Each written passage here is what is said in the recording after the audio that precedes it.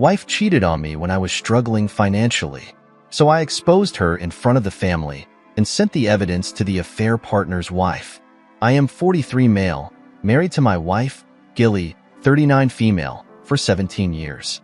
We have 2 boys, 15 and 12. It feels so strange to write about my marriage after being together for 17 years. Like any other relationship, our marriage also has its share of highs and lows. It was not anything major for the first 10 to 11 years, but 6 years back, we faced a major setback in life. My warehouse got fire. The insurance did cover for the losses, but it took me years to bounce back. Just before that accident, we had bought a new house which was on a mortgage. We had to sell the house and go back to the previous one. I had to sell my car because we couldn't afford to.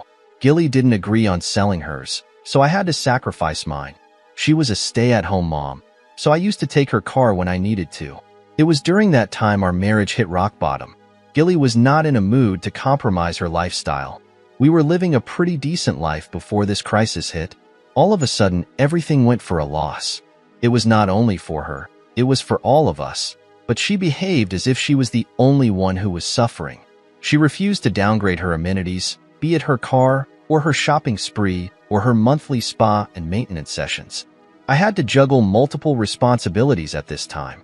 It was not only about setting up the business from scratch, but along with that, I had to ensure food on the table and not to mention the school expenses for the 2 children. Instead of being understanding and supportive, Gilly acted as a whining witch. Her attitude pissed me off. She also got resentful of me. I got distant from her. She used to gaslight this situation and play the victim. She didn't understand why I was suddenly cold. She didn't even try to understand. All she did was badmouth me in front of her family, and they came ganging up on me for mistreating her. Ganging up in the sense they would come and not necessarily poke their nose in my matters. Gilly has always been close to her family. She has this big and connected family tree. Her parents live next street, and 2 of her siblings are also put up within a mile's radius. Gilly had an irritating habit of involving her parents and siblings in her personal matters. I hated it so much. Not that her family was wicked or unfair towards me, yet I didn't like their involvement in her business. Whenever I raised this to discussing my matters with them, she would say, "They are family, and family shares problems with each other." No doubt they would sometimes help me, but it also made me feel incompetent. Anyways, I was able to rebuild my business somehow. It took me 5 or 6 years, but I bounced back. With my business picking up the pace, I thought my personal life would also bounce back. We again started going out on vacations, spent weekends hiking, and went out for dinner and lunch. My children, who were also worried about our finances, were now slowly recovering from frugality. However, Gilly was still distancing cold. Last month was our anniversary, and this time I planned a surprise celebration for her in the same way as we used to have it earlier. I thought it would be a great way to rejuvenate our lost spark. She was delighted to have received all the gifts in her love life, did rekindle, but it was for a brief period. After a week, I went a square one. She was still the same. That was when I sensed that it had gone beyond the financial crisis. Until now, I was blaming the money problems to be the reason for our crumbling relationship, but now that it's sorted, the next evident reason that came to mind was obviously an affair. I started digging into the matter. I tried checking her phone, but it was password protected and I couldn't crack it. I paid close attention to her schedule. For all these years, I was ignorant to not notice the red flag. Or maybe after working 14 to 16 hours a day, stooping on my wife was the last thing that came to mind. Now that I was relatively free, I started spending more time with my sons. In one of those conversations, I found out Gilly was going out every other afternoon and sometimes every day. I asked my kids if they knew where she was going, and they said they had no idea. Gilly never told them. I bought a tracking device and installed it inside her car. The next day, she was stepping out in the afternoon and I followed her through.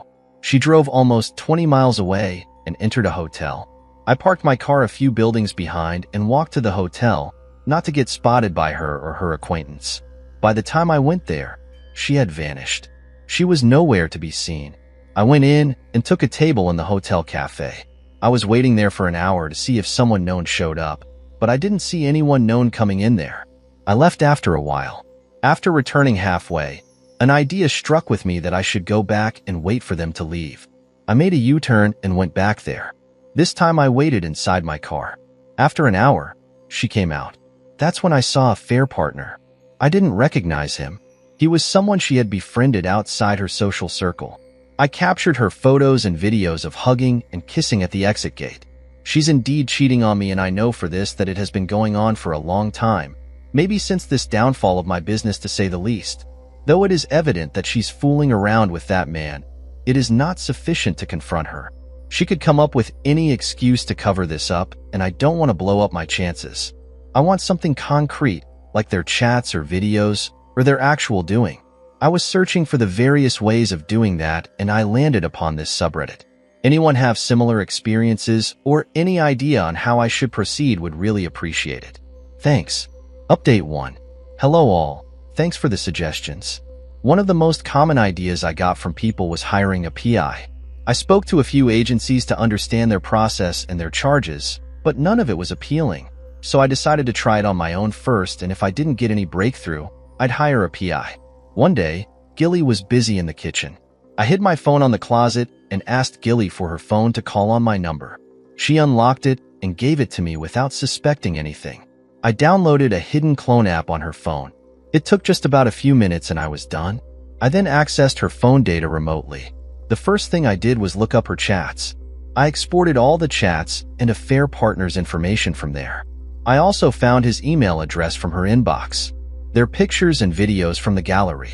I was in a hurry because I didn't know how this app would function. I was scared, what if she gets a notification from this cloning or so? I wanted to gather as much information as possible. After receiving all the information from her phone, I went to my warehouse to read and review it closely. The chat was backed up from 6 months old, but it seemed like they have been seeing each other for years now. They both were showering their love with each other and talked dirty about their partners. It was also pretty evident that they weren't planning on getting married or getting a divorce from us. They were enjoying their time with each other and cursing their partners. They shared explicit pictures of themselves, but there was no video of them together. Affair partner's wife is in a good professional job and is away for 10 hours a day. Affair partner is a baseball coach at a school, so he remains free post-afternoon and goes around drilling others' wives. Affair partner's family background I found through his social media accounts. Now that I have enough evidence to crack up his marriage, I'm going to reach out to his wife. But before that, I want to expose the leech residing in my house. I don't want to let her escape with dignity. I want to humiliate her and embarrass her the way she did to me over my financial crisis. I'm just not able to figure out how. Update 2. Hello and thanks for all the constant support. Connecting with you folks in the comments is the best therapy I'm getting in the tough times. The last update ended where I was speaking about having collected the evidence by cloning her phone to mine. I was apprehensive about the functionality of that app and didn't want to get caught. But the app was discreet and went hidden for 2 weeks before I disabled it. I had enough evidence by then. I was so disgusted to witness their live chats. She used to sex him, sitting right in front of the kids and me. She gave the details of what she was wearing, in and out, and how she was lying on the couch, spreading herself, yearning for him. My kids were just next to her when she was saying, "I wish you were here on top of me." It was just so gross. I don't know how I kept myself composed in those situations. I mean, understand this. You were sleeping next to your wife and she's sexting her lover, wishing how she wants to get touched right now. She was even rubbing her hands on my back while elaborating on some of these desires. I want to strangle her in her sleep sometimes. When I retrieved the data from her phone, I only found a few photos that they had shared. It was mostly selfies and nude dresses or lingerie. I thought they were not sharing explicit ones. I was wrong. They were sharing nudes, but she was deleting it immediately, hence it didn't get backed up. Now, since I was tracking it in real time, I was able to fetch all of it.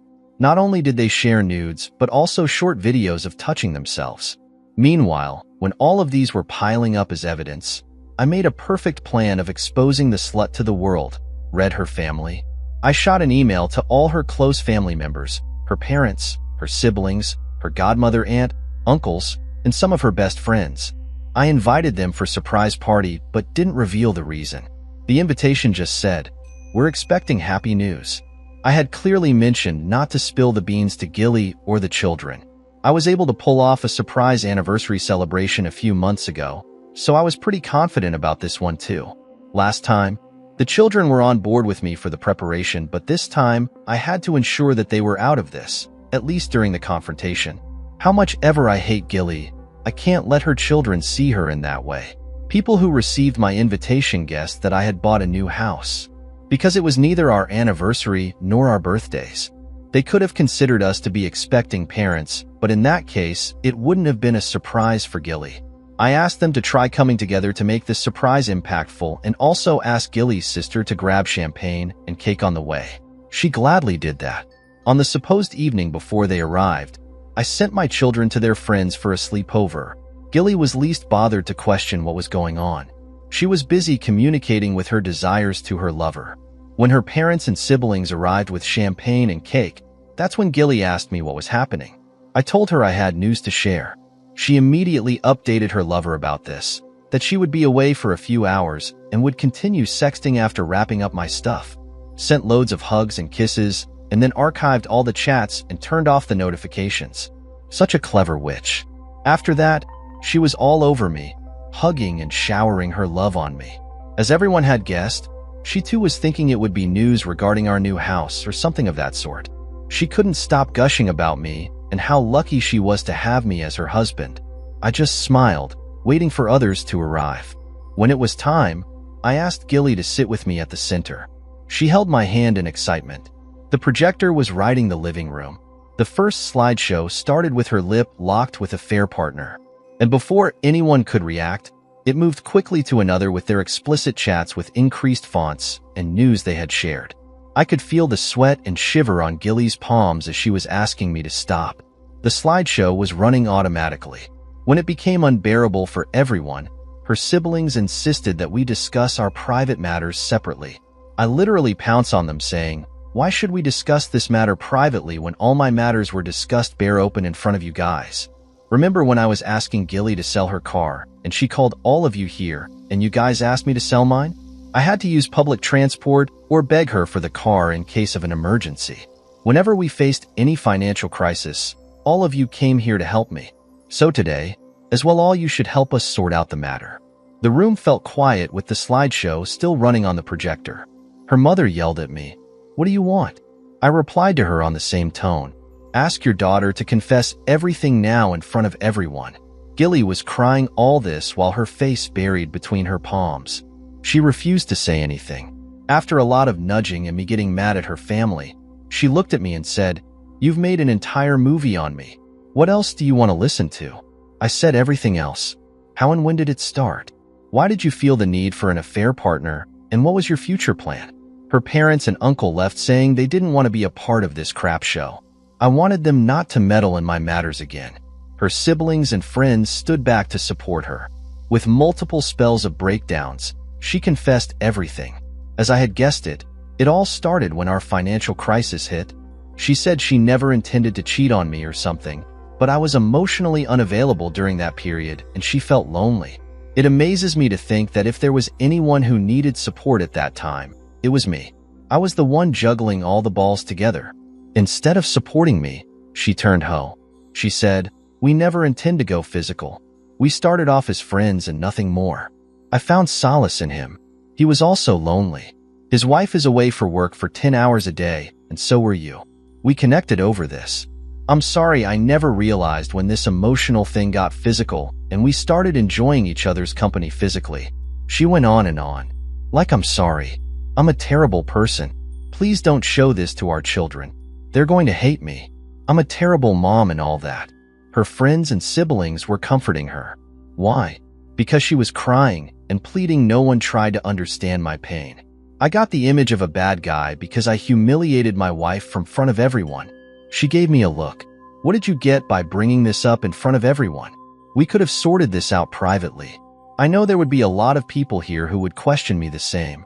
I think I have given enough reason as to why I did this. I'm not going to defend myself further. I've been through enough. I've spent more than half of my life working my butt off with my family, and this is what I get in return. Now I don't care about anyone but myself and my well-being. Update 3. Hello all. Sorry for leaving the post midway. I just got too emotional pinning down my woes, and thanks to all of you who tried to understand me and connect with me. I cannot thank you enough for standing by me in this time of need. So after the confrontation, I served her with the divorce papers. Yeah, I had it prepared well in advance while I was collecting the evidence. She pleaded with me. Divorce is not a solution. It would ruin our children's lives. If you want, I can break up with this man right now and never see him again. I promise to be a good wife and good mother as I have been all these years. I deserve one chance for all of that I have done for you and the kids.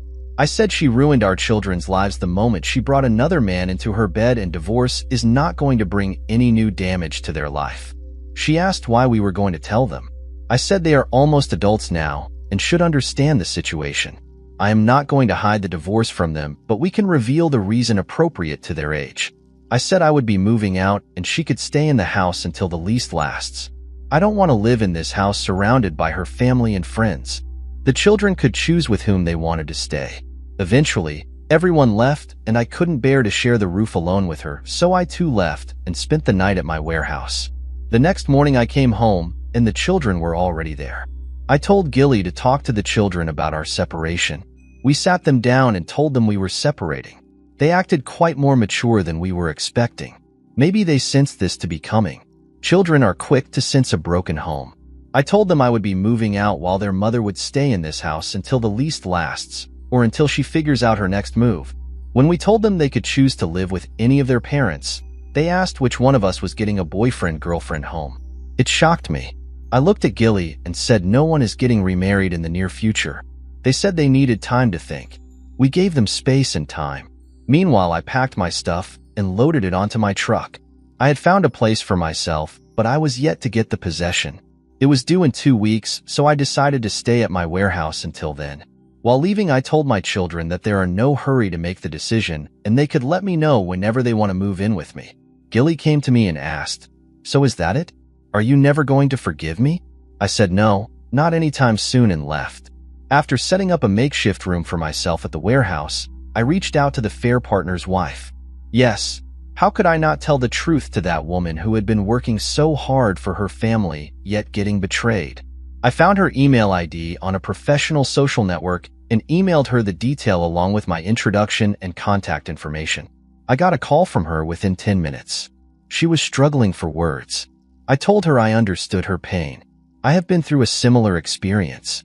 She sobbed and said she had been working so hard for all these years so that her family could have a good life. A third partner was an aspiring baseball player in his 20s when they got married. He got into an accident that injured his torso, and he was deemed unfit to play baseball. So he now mentors small kids. He doesn't make much, so she has to work that hard to secure their daughter's future.